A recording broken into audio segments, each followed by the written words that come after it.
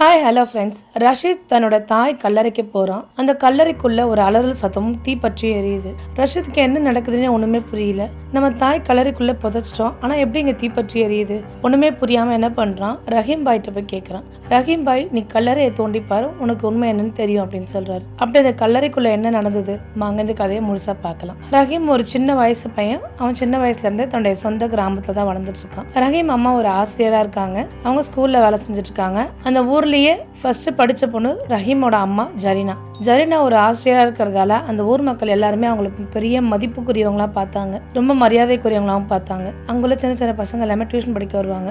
ஒரு சில பேர் நீங்கள் சீடராக சேர்த்துக்கோங்கலாம் சொல்லியிருக்காங்க. ஒரு சில பேர் அவங்கள குருவாக நினச்சி அவங்களுக்கு ரொம்ப மரியாதை செலுத்துவாங்க. ஊர் மக்கள் எல்லாருக்குமே ஜரீனா மேலே ஒரு நல்ல மரியாதையும் நம்பிக்கையும் இருக்கு. ஜரீனா தன்னோட ஒரே பிள்ளைய ரொம்ப பாசமாக வளர்த்தாங்க, பேரன்பு கொடுத்து வளர்த்தாங்க, நல்ல மரியாதை கொடுத்து வளர்த்தாங்க. ரஷீதுக்கும் தான் அம்மா மேலே ரொம்ப மரியாதை பாசம் ரொம்ப அதிகம். தான் அம்மாவை நினச்சி அடிக்கடிக்கு பெருமைப்படுவான். ஊர் மக்கள் எல்லாருமே நம்ம அம்மாவை பெருமையாக பேசுகிறாங்களே, நம்ம அம்மா ரொம்ப உயர்ந்தவங்க, ரொம்ப உயர்ந்த குணம் உள்ளவங்க அப்படின்னு நினைக்கிறோம். ரஷீத் கிட்ட ஒரு நாள், ரஷீத் உனக்கு வேற வயசாயிட்டே போகுது, நான் உனக்கு கல்யாணம் பண்ணலாம் நினைக்கிறேன், நீ என்ன நினைக்கிற அப்படின்னு கேட்குறாங்க. ரஷீத், அம்மா நீங்கள் எந்த முடிவு எடுத்தாலும் எனக்கு நல்லதாக தான் எடுப்பீங்க, நீங்களே பெண் பார்க்கவும் செய்யுங்க அப்படின்றாங்க. சரி ரஷீத், கண்டிப்பாக நான் செய்கிறேன் அப்படின்றாங்க. திடீர்னு ஒரு நாள் ரஷீத் கிட்ட வந்து, ரஷீத் அவனுக்கு ஒரு பெண் பார்த்து வச்சிருக்கேன், அந்த பெண் பார்த்தீங்க அப்படின்னா ஒரு விதவையோட பெண்ணு. அந்த தாய் விதவை வந்து சில பேர் கூட தொடர்பு கொண்டு இருந்திருந்தாங்க, அதனால அந்த பெண்ணுக்கு திருமணம் ஆகல, நான் உனக்கு அந்த பெண் பார்த்து வச்சிருக்கேன், உனக்கு சம்மந்தமா அப்படின்னு கேட்குறாங்க. அம்மா நீங்கள் எனக்கு எது செஞ்சாலும் நல்லதாக செய்வீங்க அப்படின்றாங்க. அந்த பெண் வந்து கருப்பாக நல்லா அழகான பெண்ணாக இருக்காங்க. சரின்னு சொல்லிட்டு ஒத்துக்கிறான் ரஷீத். விதவையோட பெண் கூட ரஷீதுக்கு திருமணம் நிச்சயிக்கப்படுது. நிச்சயிக்கப்பட்ட கொஞ்ச நாளே ரஷீதுக்கு கல்யாணமும் பண்ணி வச்சுட்டாங்க. கல்யாணம் பண்ணி வச்ச உடனே அந்த பெண் வரா. அந்த பெண் கிட்ட சொல்றா, நீ வந்து எங்க அம்மா மனசுல இடம் பிடிச்சாதான் நீ என் மனசுல இடம் பிடிக்க முடியும், அதனால எங்க அம்மாவோட இதயத்துல நீ என்னைக்கு இடம் பிடிக்கிறியோ அன்னைக்கு தான் நீ எனக்கு ஒரு நல்ல மனைவின், நான் உனக்கு ஒரு பரிசு தருவேன் அப்படின்னு சொல்றான். அவ்வளோ கண்கள் ஈரமா இருந்து சரிங்க நான் ஒத்துக்கிறேன் அப்படின்றான். ஏன்னா அவன் வந்து கொஞ்சம் ரஷீதோட வயது மூத்த பெண்ணாவும் இருக்கா. அந்த பெண்ணோட தாய் நடத்த சரியில்லைனால அவளை யாரும் கல்யாணம் பண்ணிக்க முன் வரல. ஒரு தடவை கல்யாணம் நிச்சயிக்கப்பட்டு நின்றுடுச்சு. ஏன்னா ரஷீதோட அம்மா வந்து இந்த பெண்ணுக்கு ஒரு நல்ல வாழ்க்கை கொடுத்துருக்காங்க. ரஷீதோட அம்மா ரஷீதை அந்த பெண்ணோட திருமணம் செஞ்சு வச்சுட்டாங்க. ரஷீதோட வாழ்க்கை நல்லா போயிட்டே இருக்கு. ஒரு நாள் ரஷீதோட மனைவிக்கும் ரஷீதோட அம்மாவுக்கும் சில வாக்குவாதம் வந்துட்டு இருக்கு. அப்ப ரெண்டு பேரும் சின்னதா சண்டை போட்டே இருக்காங்க. சண்டை போட்டே இருக்கும் போது ரஷீதோட அம்மா ரொம்ப கோவமா பேசுறாங்க.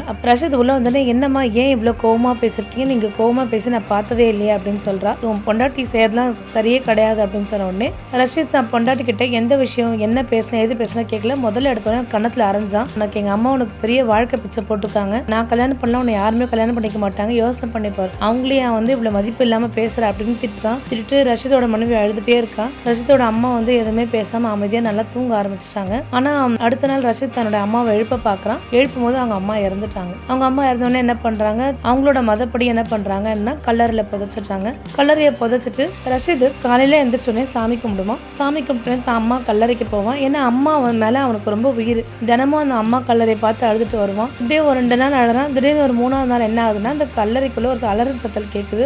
ஒரே தீப்பற்றி எரியுது.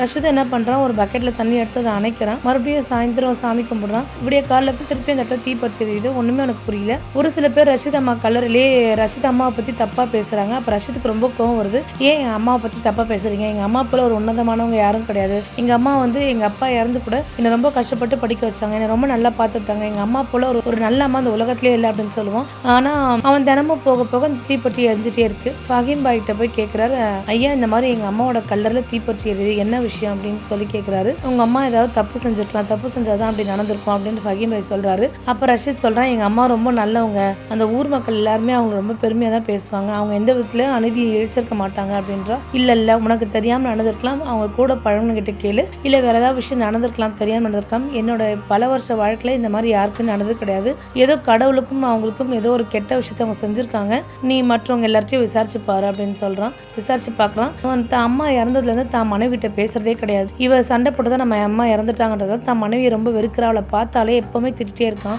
எரிஞ்சு விழுறான். ஒரு நாள் கூட விட்டு அன்பாவே பேச கிடையாது. இவ தனியா படுக்கிறான், அவங்க தனியா படுக்கிறான், ரெண்டு பேருமே தனித்தனியா படுக்கிறாங்க.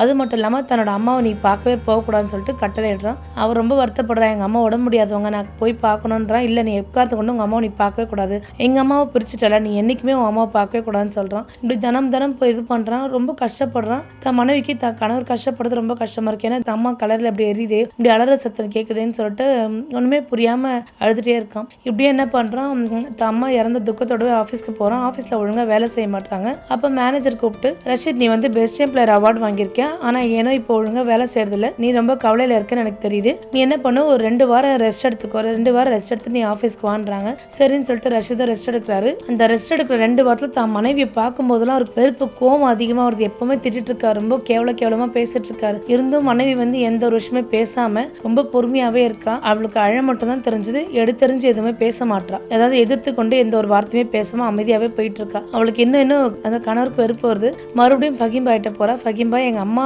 எனக்கு என்ன தப்பு அழிச்சாங்க எனக்கு தெரியல, ஆனா அந்த நெருப்பு வந்து நான் தண்ணி ஊற்றி அணைஞ்சேன், அப்போ மட்டும்தான் அணைது, திருப்பியும் காலையில பார்த்தீங்கன்னா அந்த நெருப்பு எரிஞ்சிட்டு தான் இருக்கு அப்படின்னு ஃபஹீம் பாய்கிட்ட ரஷீத் சொல்றான். இப்போ ஃபஹீம் பாய் சொல்றாரு, நீ வந்து கல்லறையை திறந்து பாரு, உனக்கு ஏதாவது தெரியும் அப்படின்னு சொல்றான்.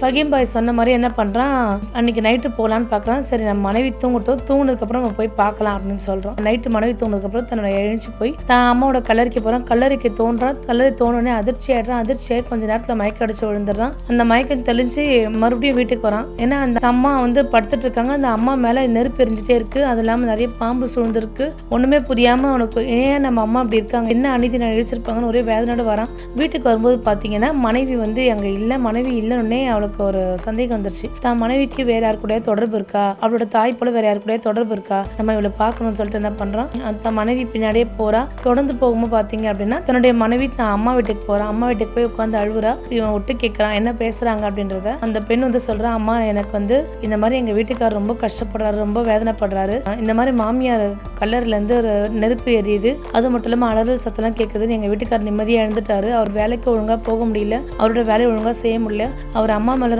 ரொம்ப பாசமா இருந்திருக்காரு, ஏன்னா அவர் தவிக்கிறாரு, எனக்கு ஒரே வேதனையா இருக்கு என் கணவர் நினைக்கும் போது அப்படின்னு சொல்றாரு. அது மட்டும் இல்லாம எப்பவுமே என் கணவர் என்கிட்ட அன்பாவே பேச மாட்டாரு, அவன் அம்மா இறந்ததுக்கு நான் தான் காரணம்னு சொல்லிட்டு என் மேல ரொம்ப எரிஞ்சு விழுந்துட்டே இருக்காருமா, எனக்கு வாழ்க்கை வாழவே பிடிக்கலமான்னு சொல்லிட்டு அழறா. அப்போ சொல்றா, இல்லம்மா இந்த வெள்ளம் சரியாடும், உன் கணவர் வந்து அவங்க அம்மா மேல ரொம்ப அதீத பாசம் வச்சிருக்காங்க, அதனால அவர் அவங்க அம்மா கல்லறையில எரியறது அவரால் தாங்கிக்க முடியல, நீ வந்து கடவுள்கிட்ட நல்லா பிரார்த்தனை பண்ணு, பொறுமையா இரு, கண்டிப்பா ஒரு நாள் உன் கணவர் உன்னை புரிஞ்சுப்பாரு அப்படின்னு சொல்றாங்க. இல்லம்மா அந்த பேப்பர் விஷயமா, நான் என்ன பேப்பர் விஷயம்னு அந்த பேப்பர் விஷயத்தை கேட்கும் போது அத்தை ரொம்ப கோவப்பட்டாங்க அப்படின்னு சொல்லிட்டு பேசிட்டே இருக்கா. அப்ப திடீர்னு ரஷீத் உள்ள வந்துடுறான். என்ன பேப்பர் விஷயம், என்ன விஷயம் சொல்லு அப்படின்னு சொல்லி கேட்கறான். இல்ல அந்த வீட்டோட டாக்குமெண்ட் அவங்க வச்சிருந்தாங்க, கொடுங்க, நான் பீரோல வைக்கிறேன் தான் சொன்னேன், அன்னைக்கு அத்தை அதனாலதான் கோவமா என்னை திட்டினாங்க அப்படின்னு சொல்றேன். அப்படி ஆமா அந்த டாக்குமெண்ட்னா எங்க அம்மாவுக்கு ரொம்ப பிடிக்கும், நம்ம கல்யாணம் ஆனதுக்கு அப்புறம் அந்த டாக்குமெண்ட்டை ஒரு நியூஸ் பேப்பரை வச்சு பார்த்துட்டு இருப்பாங்க, ஏமா அப்படி வச்சு பாக்குறீங்க அப்படின்னு கேட்டிருக்கேன் நான். அவங்க கேட்கும் போது இல்ல இந்த வீடை யாராவது நம்மகிட்ட இருந்து பறிச்சிடலாம், இந்த வீட்டுல இருக்க ஒவ்வொரு செங்கலும் கல்லு மணல் எல்லாமே என்னோட கஷ்டம் என்னோட உழைப்பால வந்தது அப்படின்னு எங்க அம்மா அடிக்கடி சொல்லுவாங்க,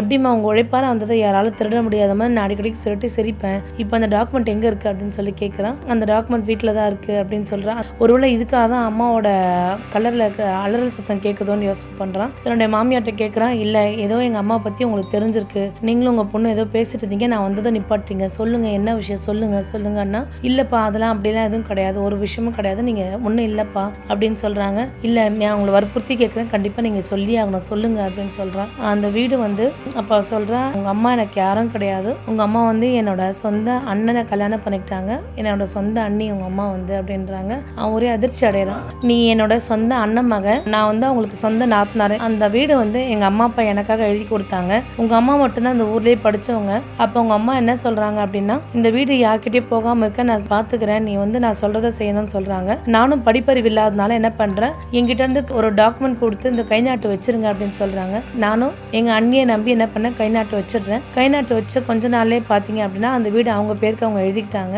அது இல்லாம நானும் என் குழந்தையும் பிறந்துருச்சு, எங்க வீட்டுக்காரும் ஒரு ஆக்சிடென்ட்ல இறந்துட்டாரு, என் மாமியார் மாமனாரும் என்னை துரத்தி விட்டாங்க, நான் அனாதையா நிக்கிறேன், அதனால எங்க அண்ணிக்கிட்ட வந்து அண்ணியே எங்க அம்மா அப்பா எனக்கு எழுதி கொடுத்த வீடை கொடுத்துருங்கன்னு சொன்னேன், உங்களுக்கு அந்த வீடு கொடுக்க மனசு இல்லை, அதனால என்ன பண்ணாங்க, என் மேல அவதூறு பரப்புனாங்க, அதாவது நான் யாருக்கூடயும் இந்த ரகசிய உறவும் வச்சுக்கல, என் பெண்ணை ரொம்ப கஷ்டப்பட்டு வீட்டு வேலை செஞ்சு ஒரு வீட்லயும் பாத்திரம் கழுவி துணி துவச்சி வீடு பெருக்கி தொடச்சி தான் என் குழந்தைய நான் காப்பாத்தினேன், ஒரு நாளும் மற்ற ஆண்களை நான் கனவுல கூட நான் நினைக்கல, உங்க அம்மா அவதூறு பரப்புனதால நிறைய பேர் என்னை வந்து தப்பா நினைக்க ஆரம்பிச்சாங்க, தப்பா பேச ஆரம்பிச்சாங்க, நான் ரொம்ப கேவலப்பட்டு கூனி குறுகி நின்று, நான் அப்படி ஒரு வயசு பொண்ணு வச்சிருக்கேன், நம்ம அண்ணி இப்படி செஞ்சுட்டாங்களே, ஒரு ஒரு நாள் நான் வேதனைப்பட்டிருக்கேன். ஏன்னா அவங்க செஞ்ச பாவத்துக்கு பரிகாரமாக தான் என் பெண்ணை உனக்கு கல்யாணம் பண்ணி வச்சிருக்காங்க அப்படின்னாரு. அப்போ கண்டிப்பாக எங்கள் அம்மா அதை செஞ்சிருக்க மாட்டாங்க அப்படின்றா. இல்லை இதெல்லாம் உண்மை, இதை நீங்கள் வேற யாருக்கிட்டையாவது ஊர் மக்கள் வேற பழங்காலத்தில் உள்ளவங்க கிட்ட கேளுங்க, அவங்க சொல்லுவாங்க அப்படின்றா. அப்போ அதனால தான் நம்ம அம்மா கல்லறையில் சத்தம் கேட்குதோ, நம்ம அம்மாவோட கல்லறை தீப்பற்றி எரியுதுன்னு சொல்லிட்டு ரொம்ப ரஷீத் ரொம்ப வருத்தப்படுறான். இருந்தும் எங்கள் அம்மா என்கிட்ட ரொம்ப பாசமாக தான் நடந்துட்டாங்க, ரொம்ப மென்மையாக தான் நடந்துட்டாங்க.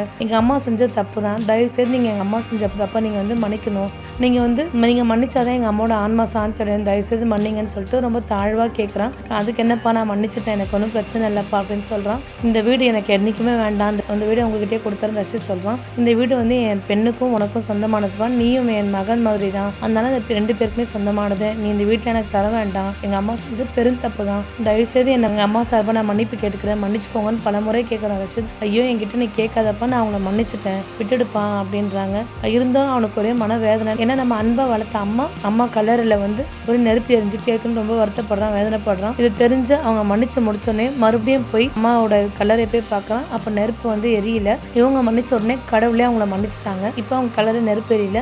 மறுநாள் அவங்க ரஷீதோட கனவுல வராங்க. நான் பெரும் தப்பு செஞ்சேன், என் தப்புக்கு நீ எனக்கு ஒரு மன்னிப்பு வாங்கி கொடுத்துட்ட, இப்போ எந்த ஒரு பிரச்சனையும் இல்லாம இருக்கேன் அப்படின்னு சொல்லிட்டு கனவுல சொல்றாங்க. ரஷீத் அம்மாவை நினைச்சு வருத்தப்படுறான். தன் மனைவிக்கு நிறைய கொடுமை செஞ்சதை நினைச்சு ரொம்ப வருத்தப்படுறான், வேதனைப்படுறான். தன் மனைவி கிட்டமே ரொம்ப மனப்பூர்வமா மன்னிப்பு கேட்கிறான். என்னை மன்னிச்சுடு, நான் உன்னை ரொம்ப துன்புறுத்தி இருக்கேன், உன் தாயெல்லாம் பார்க்க அனுபவிச்சதில்ல, நீ என்னை மன்னிக்கணும், நான் செஞ்ச உன் தவறுக்காகவும் நானும் பிற்காலத்துல கஷ்டப்படக்கூடிய வாய்ப்பு கூட இருக்கு அப்படின்றா. அப்போ சொல்றா, இல்ல நீங்க அப்படிலாம் கஷ்டப்பட மாட்டீங்க, நீங்க ரொம்ப நல்லவர் அப்படின்னு சொல்றான். அப்ப அவங்க வாழ்க்கை ரொம்ப சந்தோஷமா நடத்துறாங்க. அப்ப ரஷீத் என்ன பண்றான், நீ உன் தாயை இங்க கூட்டிட்டு வச்சுக்கோ, அவங்க நம்ம 3 பேருமே இங்க சந்தோஷமா இருக்கலாம், இது அவங்களோட வீடு கூட, அவங்களோட வீட்டுல தான் நம்ம இருக்கோம் அப்படின்னு சொல்றான். அப்ப ரஷீத் தன்னோட அத்தையும் கூட்டிட்டு வச்சுக்கிறான். அத்தையும் ரொம்ப நல்லா பாத்துக்கிறான். குடும்பம் நல்லபடியா போகுது. அதாவது இந்த கதையில நம்ம தெரிஞ்சுக்கூடிய விஷயம் என்னன்னா, தெரிஞ்சும் நம்ம யார் மனசையும் கஷ்டப்படுத்தக்கூடாது, யாருடைய சொத்தையும் நம்ம அபகரிக்க கூடாது. என்னைக்கோ செஞ்ச தப்புக்கு ஜரினா கல்லறை போய் கூட நிம்மதியா அவங்களால இருக்க முடியல. அவங்க எல்லாம் மன்னிச்சதுக்கு அப்புறம் தான் ஜரினாவால நிம்மதியா கல்லறையில இருக்க முடியுது. ஜரினா சொத்து மட்டும் வாங்கினது மட்டும் இல்லாம அவங்க நாத்தனார் மேல ரொம்ப அவதூறா பேசியிருக்காங்க. அதுக்கெல்லாம் தான் ஜரினாவோட ஆத்மா இன்னும் சாந்தி அடையல. ஜரினாவோட நாத்தனார் மன்னிச்ச உடனே தான் ஜரினாவோட ஆத்மா சாந்தி அடைஞ்சிருக்கு. நம்ம தப்பு செஞ்சுட்டோம், இன்னைக்கு நம்ம மாட்டல அப்படின்னு நம்ம என்னைக்குமே நினைக்க கூடாது. நம்ம மனிதர்கிட்ட மாட்டாம இருக்கலாம், ஆனா கடவுள்கிட்ட கண்டிப்பா ஒரு நாள் மாட்டியே தான் ஆகணும். அதனால யாருக்கும் தெரிஞ்சு எந்த துன்புறுத்தலும் செய்யாதீங்க, எந்த தீமையும் செய்யாதீங்க. இன்னைக்கு ஒரு நாள் நம்ம தப்பிச்சிடலாம், ஆனா என்னைக்கோ ஒரு நாள் நமக்கு அதுக்கு அந்த தண்டனை இருக்குன்னு மட்டும் நம்ம தெரிஞ்சுக்கணும். இந்த கதையில இருந்து யாருடைய சொத்தும் அபகரிக்க வேண்டாம், யார் மனதையும் புண்படுத்த வேண்டாம். எல்லாருக்கும் நல்லதே நினைங்க, நமக்கும் நல்லதே நடக்கும். மீண்டும் ஒரு நல்ல கதையில் சந்திக்கிறேன்.